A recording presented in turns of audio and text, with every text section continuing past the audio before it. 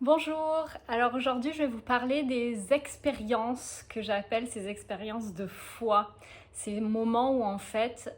c'est une profonde expérience qui va nous amener jusque dans nos profondeurs, jusque dans ces endroits qui sont les plus inconfortables pour nous, les endroits où on peut avoir vraiment cette sensation que l'on va mourir, que l'on ne va jamais s'en sortir, que l'on ne va jamais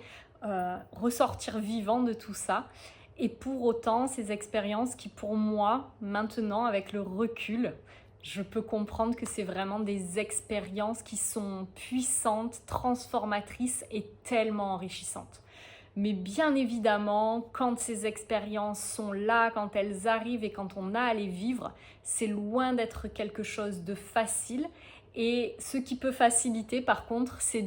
d'avoir cette conscience qu'on est en train de vivre ce genre d'expérience. Parce que du coup, tout de suite, quand on a cette conscience-là, ça permet de pouvoir régulièrement, quand il y a un trop-plein et quand c'est vraiment trop dur à vivre et à traverser,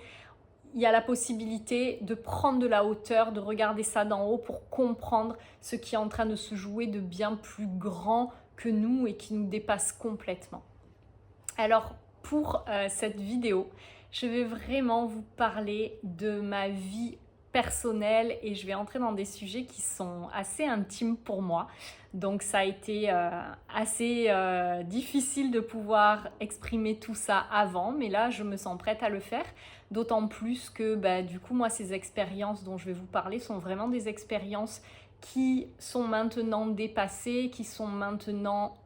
passées du coup et derrière moi et pour lesquelles je me sens complètement apaisée. Donc j'ai vraiment cette possibilité là de vous parler maintenant des choses avec beaucoup plus de détachement et en prenant mon entière responsabilité aussi dans tout ce que j'ai vécu sans avoir à pointer du doigt qu'un tel a pu faire ça, qu'un tel a pu faire ça, que ces personnes-là ont été des coupables, qu'ils m'ont blessé, etc.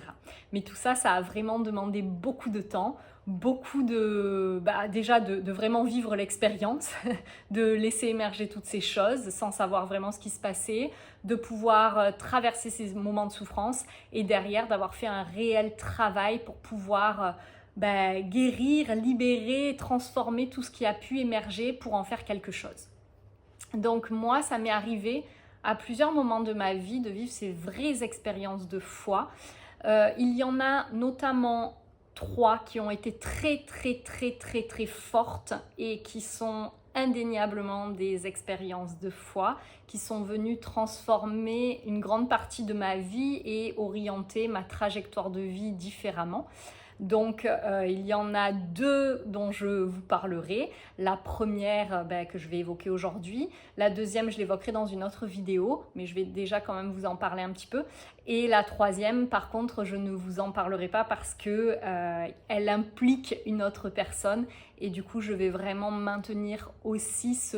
cette intimité et ce respect de cette personne impliquée dans ça. Voilà. Donc du coup, la première grande expérience de foi que j'ai pu avoir, ça a été à un moment donné, je vous ai déjà parlé dans certaines vidéos, de ces problèmes de santé que j'ai eus. Et en fait, ces problèmes de santé, donc c'est que j'ai développé une endométriose à un moment donné de mon parcours où j'avais vraiment eu des choix de vie qui avaient été à la fois alignée, j'avais fait ces choix en conscience, donc j'étais ok avec ces choix, et en même temps, ces choix venaient clairement remettre en question beaucoup de choses de ma vie, notamment le lieu où je vivais, vu que à ce moment-là, quand j'ai eu ces premiers signes d'endométriose, je vivais encore à l'île de la Réunion, où j'ai vécu de longues années, et c'est juste avant mon départ de cette île que j'ai eu les premiers signes qui ont été vraiment douloureux, qui ont été handicapants et qui ont entraîné derrière de longs mois de questionnement, de longs mois de douleur, de longs mois d'une expérience qui a été vraiment souffrante et qui a remis en question beaucoup de choses à l'intérieur de moi. Donc, c'est cette première expérience-là dont je vous parlerai aujourd'hui.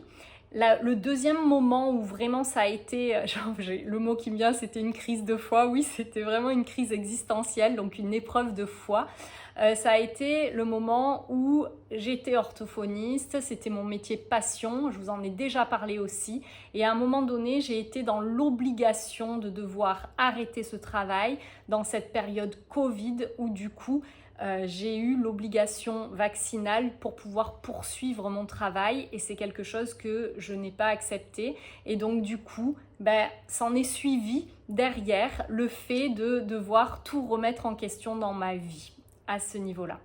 Et la troisième expérience, donc c'est plus dans ma vie affective, mais comme je vous le disais, ça, je ne vous en parlerai pas par respect pour la personne concernée. Donc, aujourd'hui, cette expérience de l'endométriose, alors du coup, moi, la chance que j'ai eue quand c'est arrivé, c'est vraiment que j'avais déjà un certain cheminement, même si j'étais vraiment très très loin de là où j'en suis aujourd'hui, mais j'avais déjà commencé à me faire accompagner par différentes pratiques. Et donc, j'avais une certaine conscience qui était déjà là quand même. Et quand il y a eu ça qui s'est produit, je savais que c'était lié à ce que j'étais en train de vivre dans ma vie personnelle. C'est-à-dire que pour moi, ces premiers signes, ces douleurs, etc.,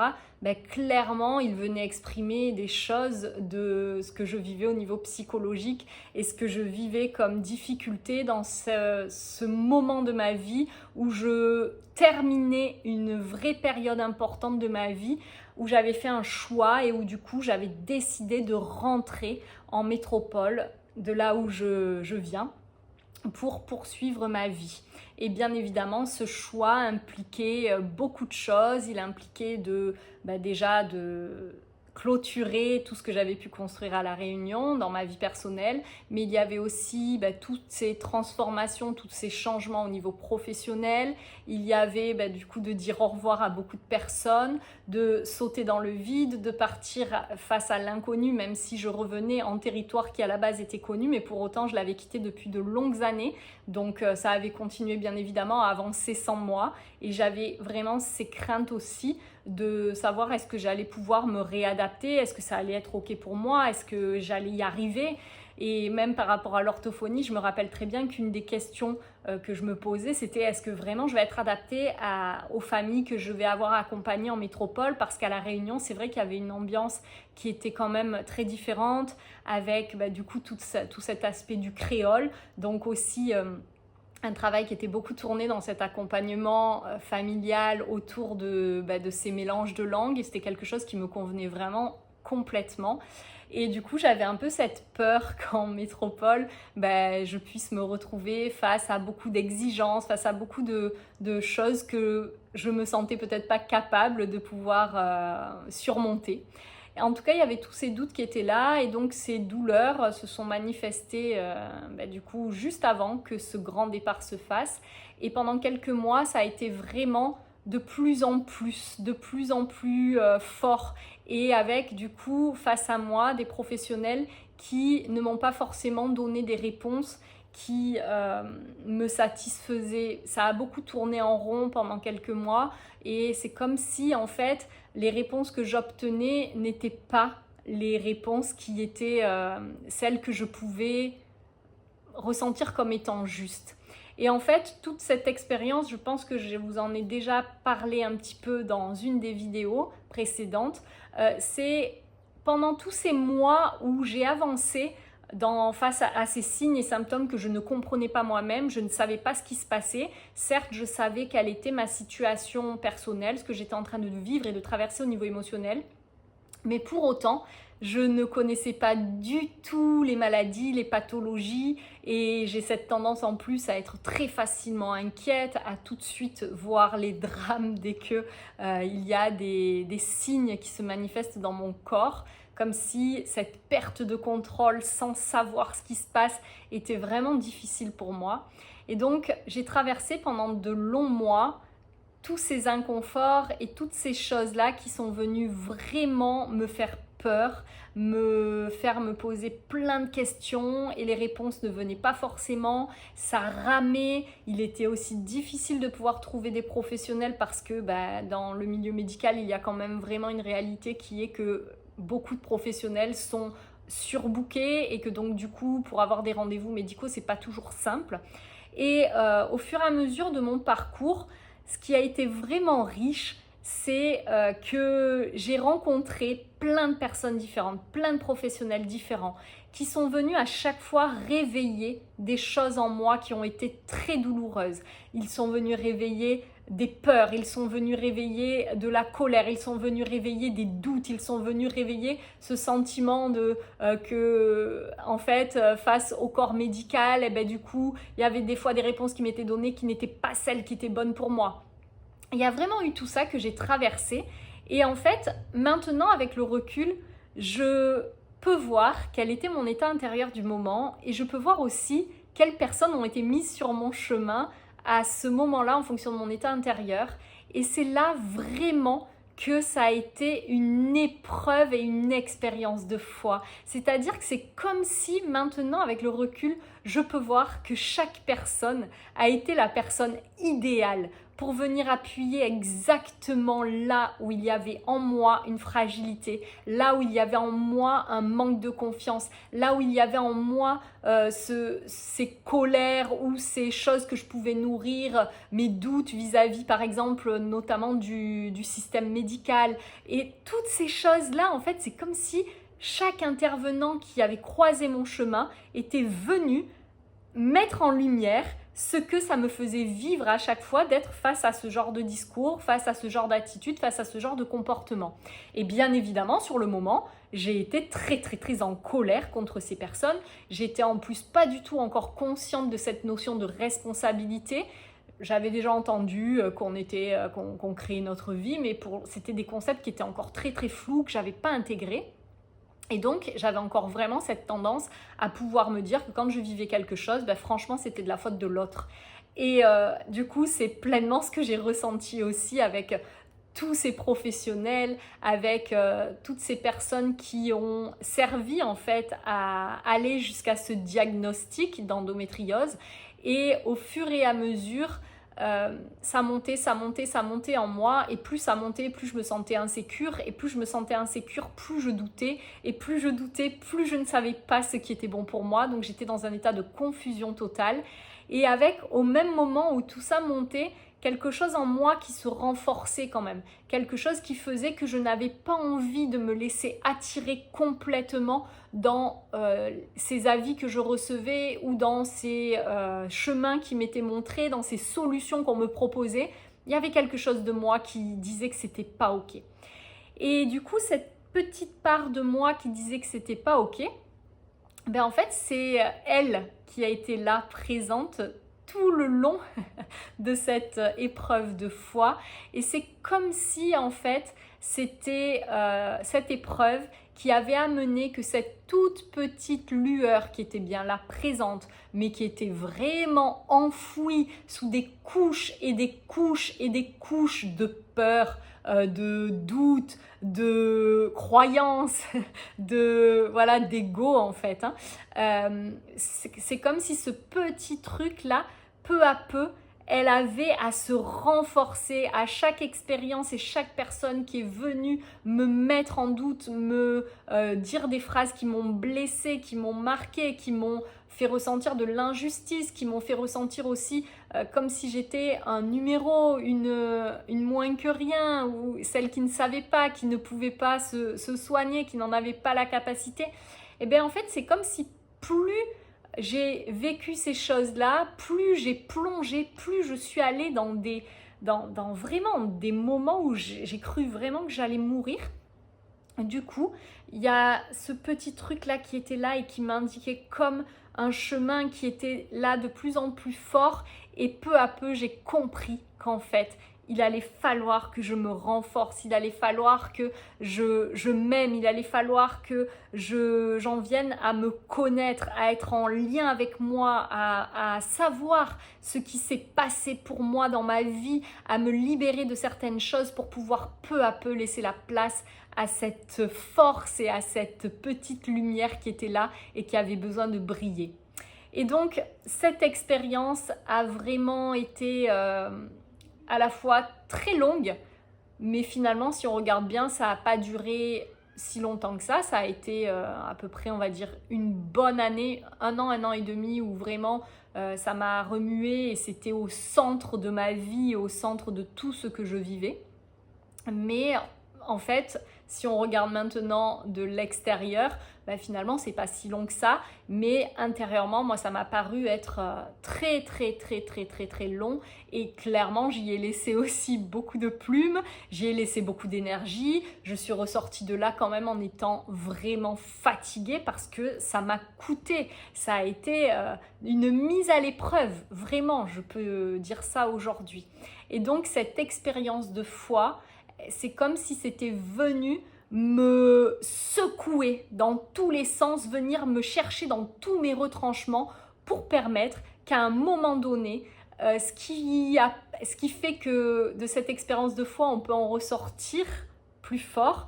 et ne pas sombrer, c'est vraiment que plus ça secoue, plus ça secoue, plus ça secoue, plus d'un coup, ce pilier, ce truc qui est là intérieurement, cette lueur qui sait, peu à peu, elle va gagner de l'ampleur si on accepte de vivre cette expérience de foi.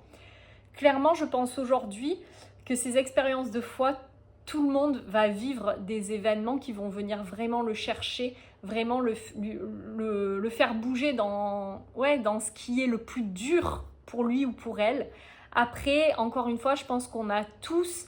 ce libre arbitre finalement de décider, oui, de la vivre cette expérience de foi, et du coup de vivre ces moments de grand inconfort pour ensuite en faire ressortir quelque chose de beaucoup plus grand et de beaucoup plus beau et un véritable enseignement qui va ensuite être valable pour toute la vie. Ou sinon, on peut aussi décider que ce truc-là est trop dur et qu'on n'y arrive pas, et des fois on peut sombrer et ne pas réussir à la vivre, cette expérience de foi. Et du coup, je pense que si on n'accepte pas de la vivre et si on résiste à la vivre, certainement que cet état de mal-être, cet état de vide peut-être ou de souffrance va se poursuivre et va perdurer peut-être tout au long de notre vie tant qu'on ne va pas accepter en fait de faire de cette expérience quelque chose de beau. En tout cas, une nouvelle fois, moi c'est mon point de vue. S'il y a d'autres personnes qui ont vécu des choses autrement, qui n'ont pas accepté les épreuves qui étaient là et qui finalement ont pu vivre les choses autrement, déjà ça sera intéressant qu'on puisse éventuellement échanger parce que ça m'intéresse aussi d'avoir d'autres points de vue. Et en tout cas, c'est super aussi de savoir qu'il y a peut-être d'autres manières de vivre les choses. En tout cas, c'est pour moi vraiment ce que j'ai pu vivre au travers de cette expérience. Et donc, au bout d'un moment, quand la lueur, quand la flamme, quand ce truc qui savait à l'intérieur de moi est devenu suffisamment fort, c'est là que peu à peu, les rencontres que j'ai faites avec les professionnels ont changé du tout au tout. Les discours ont été complètement différents. Ce que j'ai pu ressentir en sortant de chacune des séances a été complètement différent aussi. Et c'est comme si d'un coup, en changeant mon état d'être, ça n'avait pas changé de professionnel, enfin de domaine de profession. On était toujours dans le domaine médical face à moi. Mais du coup, les discours n'étaient plus les mêmes. Et j'ai pu attirer les personnes qui ont été vraiment aussi très bienveillante, très respectueuse, très ouverte à entendre ce que j'avais à leur dire. Et donc voilà, ça a été quelque chose de très très très très beau. Et moi, j'ai aimé vivre ce moment où j'ai pu transformer aussi ma vision de ce corps médical, ma vision de ces professionnels pour remettre plus de justesse dans mes croyances et pour pouvoir apprendre à relativiser et à arrêter de mettre tout dans le même sac, tout dans le même paquet, parce que j'avais vraiment pu comprendre et pu vivre de l'intérieur qu'en fait, ces réalités-là, clairement, je les ai créées. Et que, quel que soit, je pense, le domaine dans lequel on se trouve, dans tous les cas, il y aura toujours des personnes qui vont vibrer certaines vibrations qui peuvent être désagréables. Il y a certaines personnes qui vont vibrer certaines vibrations qui peuvent être beaucoup plus agréables et beaucoup plus bienveillantes. Il y a certaines personnes qui vont être peut-être très ouvertes, d'autres très fermées. En fait, je pense que ça concerne tous les domaines de notre vie. Et donc pourquoi à un moment donné je vais en attirer une plutôt qu'une autre? Eh bien peut-être c'est parce que ces personnes-là vont venir mettre en lumière ce que j'ai besoin de regarder de moi, qui est en train de me freiner et qui est en train de m'empêcher vraiment de vivre la vie que j'ai envie de vivre. Voilà, et donc du coup, une fois que tout a été beaucoup plus clair, tout a été plus affirmé à l'intérieur de moi, eh ben, ce parcours est devenu beaucoup plus léger et j'ai pu mettre en place dans ma vie les choses qui étaient bonnes pour moi, pour m'avancer pas à pas et tranquillement vers du soulagement, vers des libérations, vers des guérisons, pour faire que cette endométriose soit par la suite, en fait, juste un moment phare de ma vie, quelque chose qui a fait partie de ma vie et qui, pour autant, ne fait pas partie de qui je suis, en fait. C'est pas mon identité, c'est juste un truc qui s'est développé pour me permettre d'aller à la rencontre de moi, pour me permettre d'aller à la rencontre de mon histoire familiale, pour me permettre d'aller à la rencontre de ce que je vivais. Et du coup, cette expérience, voilà, a été vraiment très forte pour moi. Et maintenant, pour vous parler de l'après expérience de foi, du coup, cet après, ça permet en tout cas, moi, cette expérience-là m'a vraiment permis de gagner en ancrage, de gagner en confiance, de gagner en ouverture d'esprit aussi. C'est comme si d'un coup, un sujet, je pouvais maintenant le regarder avec beaucoup de facettes différentes, puisqu'il y a eu beaucoup de voies différentes, puisqu'il y a eu beaucoup de chemins différents qui ont été pris pendant cette période où j'étais perdue, pour ensuite m'amener au chemin qui était bon pour moi. Et donc du coup, j'ai cette possibilité-là dans l'après-coup de pouvoir regarder toutes ces choses qui m'ont été données à vivre, toutes ces choses qui m'ont été amenées, toutes ces personnes que j'ai eu la chance de rencontrer pour apprendre de chaque moment ce que moi j'ai à apprendre pour me permettre d'être bien avec moi-même, mais aussi vraiment bien avec les autres et apaisée dans certaines sphères de ma vie. Donc aujourd'hui, moi, je peux dire que cette endométriose, et ce n'est pas mon endométriose, là aussi je pense que c'est très important de se rendre compte des fois que dans certains mots, on n'a pas envie d'une maladie, on veut qu'elle parte et pour autant on n'arrête pas de dire ma maladie, mon endométriose, mon je ne sais quoi encore comme maladie. En fait, tant qu'on y met ce possessif devant, je pense vraiment que c'est très dur de s'en libérer parce que c'est comme si en fait on allait se couper d'une part de nous. Donc peut-être que ce qui est intéressant de se dire c'est qu'est-ce qui fait qu'aujourd'hui je me sens identifiée à ça? Qu'est-ce qui fait, est-ce que c'est une part de moi finalement? Et est-ce que finalement il n'y a pas une part de moi qui a envie de ça? Et donc voilà, déjà c'est la première étape je pense. Et puis donc voilà, une fois que cette maladie, j'ai pu la regarder de cette manière-là avec beaucoup plus de distance, peu à peu, j'ai pu en faire quelque chose et faire qu'aujourd'hui, il y a encore des petites choses qui sont là dans mon corps, mais pour autant, je n'ai plus du tout de conséquences au quotidien. Et ça a duré vraiment très peu de temps aussi, les douleurs et tout ça. C'est passé très vite à partir du moment où je pense où j'ai été confiante et que j'ai su que j'étais dans la voie qui était bonne pour moi. Ça a vraiment été très libérateur. Et donc voilà, après j'apprends à accepter ce qui est encore là et je sais que c'est comme si c'était une trace d'un moment de ma vie, comme une cicatrice de quelque chose qui a existé, qui peut-être me racontera encore des choses à des moments, mais en tout cas c'est vraiment plus un poids, c'est vraiment plus quelque chose qui me bloque et en tout cas ça n'occupe plus du tout mon esprit et ça c'est très important. Et derrière tout ça, ça a été aussi ce gain de waouh, ça m'a permis en fait d'apprendre à m'aimer. Ça m'a permis d'apprendre à me découvrir, d'apprendre à savoir qui j'étais, d'apprendre à oser regarder en fait des facettes belles de mon être, oser ressentir que j'étais une personne remplie de qualités. Parce que c'est vrai qu'avant ça, je pense que j'avais encore ce côté où certes, il fallait apprendre à s'aimer, etc. Mais bon, quand même, j'ai pas trop envie de me vanter non plus parce que ça fait pas partie de ma personnalité. Et donc, tout ça m'a amené à remettre les choses dans plus de justesse. Voilà, donc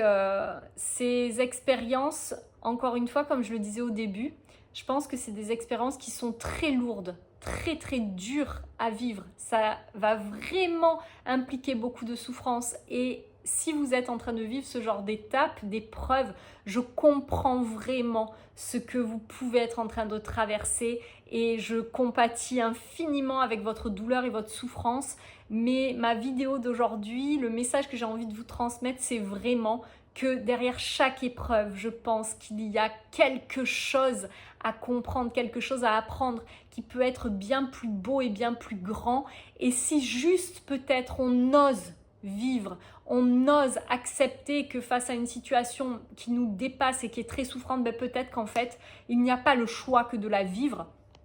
Et peut-être que ça va nous permettre aussi peu à peu d'accepter ce que cette expérience peut amener comme lumière pour notre vie et comme transformation qui vont nous apporter derrière des choses beaucoup plus apaisées à l'intérieur, beaucoup plus claires, beaucoup plus affirmées pour nous permettre derrière d'avoir peut-être une vie bien plus alignée avec ce que l'on est. Voilà, donc bon courage pour ces expériences que vous vivez les uns les autres. Je continue à en vivre très régulièrement. On est vraiment tous sur le même bateau. Je pense que chacun vit les expériences qu'il a à vivre. Et dans ces moments-là, ce qui est important, je pense, c'est de savoir qu'il y a des personnes autour qui peuvent nous entendre, qui peuvent nous écouter, notamment des professionnels aussi qui peuvent nous accompagner. Et d'avoir aussi cette conscience que peut-être il y a un moment où ça va être important d'accepter qu'il va falloir oser plonger, oser, même si on est accompagné autour, oser vivre ce que ça nous fait vivre en fait, de se sentir entouré autour mais complètement seul avec ce qu'on a à vivre. Parce que ces expériences de foi, c'est vraiment quelque chose que personne d'autre ne peut vivre à notre place, à mon sens. Et du coup, il y a forcément le moment où on va devoir sentir ce moment où on se sent seul, où on se sent comme abandonné, comme en fait, que même s'il y a des personnes qui sont là dans notre entourage et qui nous témoignent de la sympathie, qui nous témoignent du soutien, mais en fait, c'est comme si ces personnes, malgré tout ça, on n'arrive pas du tout à pouvoir s'en servir de ça. On ne peut plus s'appuyer là-dessus. Et ça aussi fait vraiment partie de cette expérience de foi. Voilà, donc n'hésitez pas si vous avez des questions, si vous avez des remarques ou autres que vous souhaitez partager à ce sujet. Et en attendant, je vous souhaite vraiment à tous une très belle journée et je vous dis à bientôt pour parler de cette deuxième expérience qui a été pour moi une vraie expérience de foi. Belle journée à tous, au revoir.